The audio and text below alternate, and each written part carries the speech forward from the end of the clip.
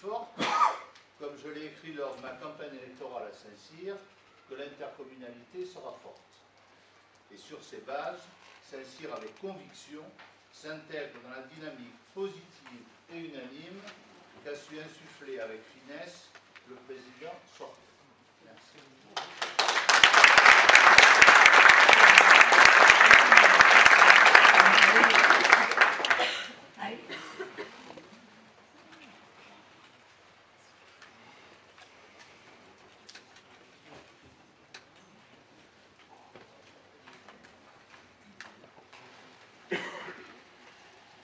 Moi d'abord, je voudrais dire que j'ai été sensible au fait que dans la réunion du bureau, vous ayez proposé à cette assemblée ma candidature.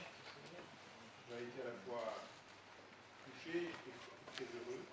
Très heureux parce que c'est toujours un signe encourageant, et touché parce que, effectivement, c'est une preuve de confiance.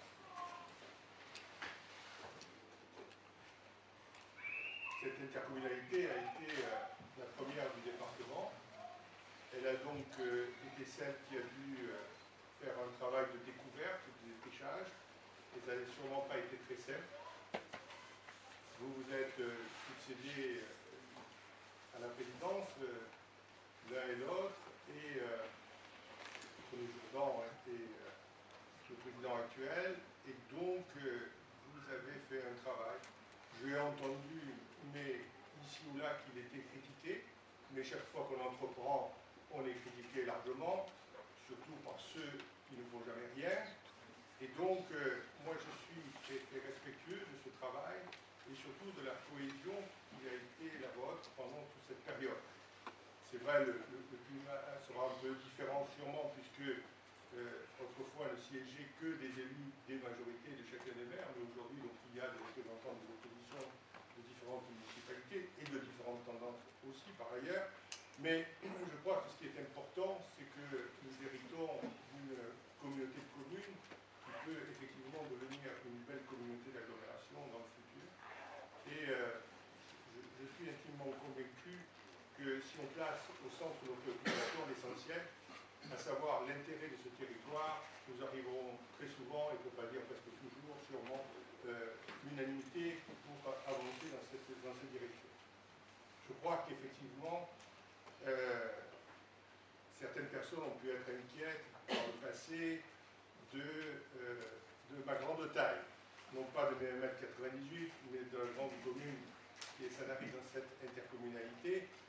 Et je suis assez content, ce n'était pas prévu que Jean de Cristofaro, l'ancien maire d'Evanos, la plus petite commune de mon canton, soit là. Il en a été avant le premier adjoint. Et donc, pour te dire combien j'ai eu les yeux de chilène pour la plus petite commune du canton, parce que j'ai appris dans le passé, à mes débuts, que, effectivement, lorsqu'on était un regroupement, il fallait que nous y mettions dans cette communauté de la solidarité, du soutien pour ceux qui avaient le moins de moyens, pour aider les plus petits par rapport aux plus grands, mais ceci étant toujours dans l'esprit de la richesse des uns et des autres. Je crois que cette solidarité est très importante.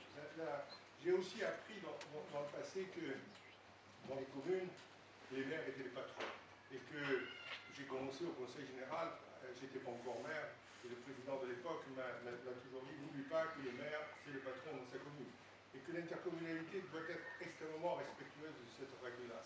Et que nous devrons intervenir en respectant les élus qui sont sur place pour essayer de faire en sorte que ce que nous ferons à la place des élus communaux, eh bien, ça soit au moins aussi bon pied, bien fait, sinon mieux fait, mais en concertation avec eux, je crois que ça me paraît absolument important. Il y a des objectifs à fixer. Je crois que mon collègue Barthélémy l'a bien dit, il va falloir fixer des objectifs, il va falloir prendre des compétences nouvelles, il va falloir faire en sorte que ces compétences, ces choix de compétences soient partagés par tous, et surtout trouver les compétences les plus pertinentes et celles qui nous permettront effectivement de trouver les moyens de montrer que ce territoire,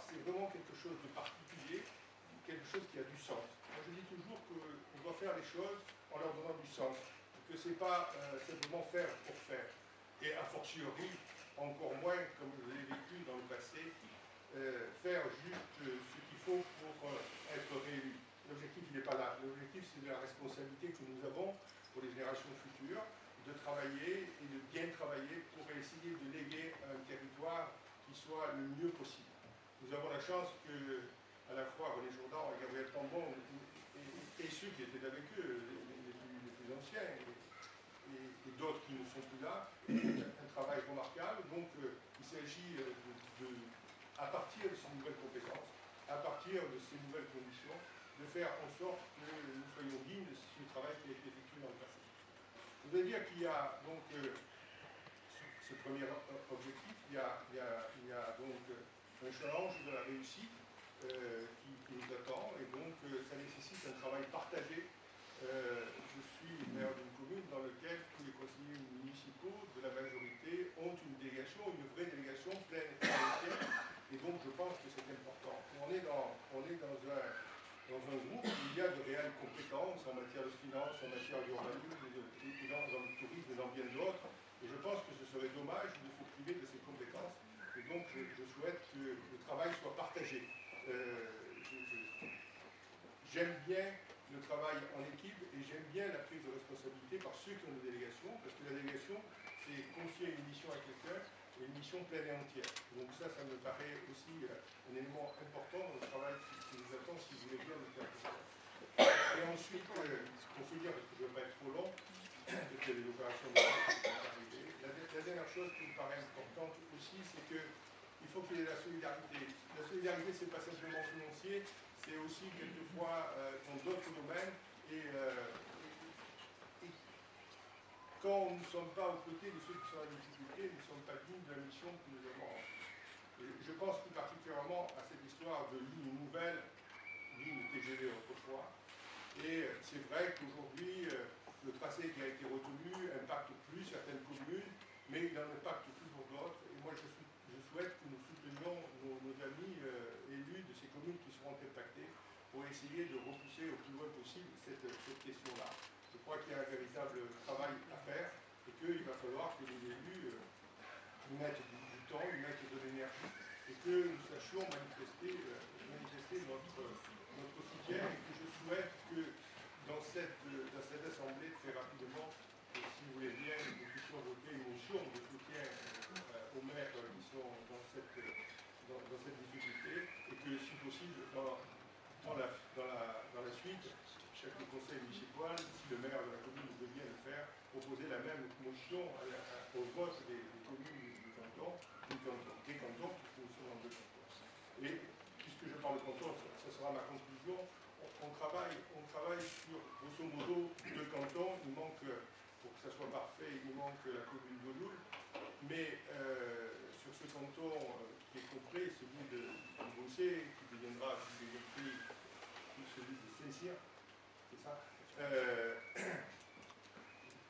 Je pense que j'ai une collègue conseillère générale et avec qui j'ai l'habitude de travailler depuis très longtemps, mais je pense qu'il faut, pour gagner de la performance dans ce que nous faisons, savoir travailler en partenariat aussi avec elle et le conseil général pour essayer de trouver des solutions dans les temps qui nous attendent, qui sont des temps difficiles, ne pas redire ce que tous les maires ont dit lors de la conseil municipal de ces jours derniers.